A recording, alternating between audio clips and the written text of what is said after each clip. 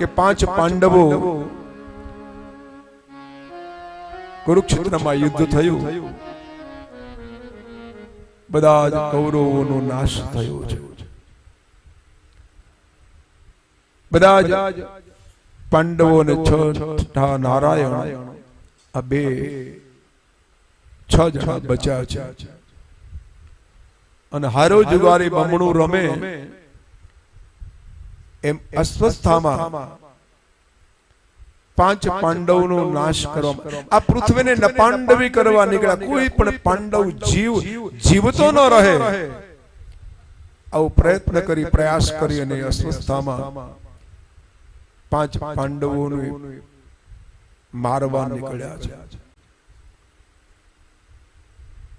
ભગવાન કૃષ્ણ પરમાત્મા દ્વારકાધીશ અને 5 પાંડવોના બાળકો, દ્રૌપદી. ઉનાળાના દિવસો છે અને બહુ જ ગરમી પડે એટલે સામે તમે જો ભગવાન કેવા છે, ભગવાન કોઈના કામમાં વચમાં આવતા જ નથી. આ તમે બરાબર કથા સાંભળો. ભગવાનની સામે ગમે એટલી ભક્તિ હોય, આ તમને ભક્તિમાં તમને દુઃખ સહન કરવાની શક્તિ આપે, પણ જે નિર્માણ થયેલું છે એનો કોઈ દી નાશ ન કરી શકે. કુદરતનું જે નિર્માણ થયું છે, જે વિધિના લેખ નિર્માણ થયા, એમાં ભગવાન પણ કોઈ વિઘ્ન, એમાં અવરોધ ન કરે.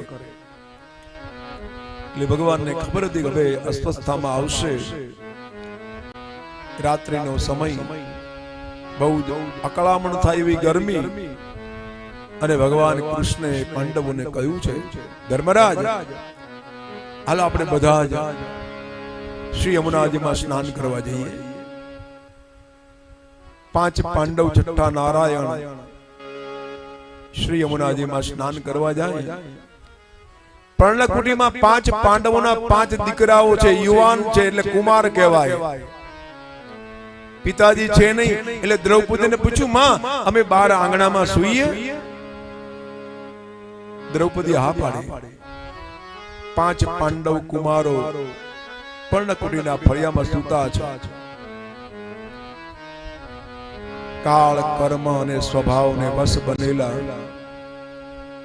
અસ્વસ્થામાં આખી પૃથ્વીને નપાંડવી બનાવવા હાથમાં ખડગ લઈને બહાર આવ્યા, દોડ્યા છે. મધ્ય રાત્રિનો સમય, અને જ્યારે માણસ જ્યારે અનિતિમાં પગલા પ્રયાણ કરે ને એટલે પહેલું જ એનામાં ભય ઉત્પન્ન થાય, બીજું એનું ઓજસ, એનું તેજ હણાઈ જાય. ગુરુ દ્રોણાચાર્યનો પુત્ર પણ જ્યારે પાંડવોનો નાશ કરવા પ્રયાણ કર્યું, પગમાંથી ધ્રુજારી ઉત્પન્ન થઈ, ભયભીત થવા લાગ્યો. ધીરે ધીરે છુપાતા પગલે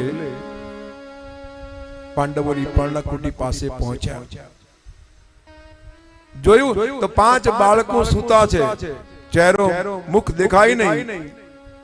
એ 5 પાંડવોના 5 બાળકો સૂતા છે, અને અસ્વસ્થામે માનું કે આ 5 પાંડવ સૂતા છે. મધ્ય રાત્રિ, ચારે બાજુ નીરવ શાંતિ. કાળ, કર્મ અને સ્વભાવને વશ બનેલો બરાબર પથારીની પાસે પહોંચ્યો, ખડગ હાથમાં લીધું. એકદમ જ્યાં ખડગનો પ્રહાર કરે, ધીરે ધીરે 5 ધડથી મસ્તક જુદા થયા, અને એ માથાને આમ એક કપડામાં પોટલું બાંધી અને એકદમ અસ્વસ્થતામાં દોડ્યા છે.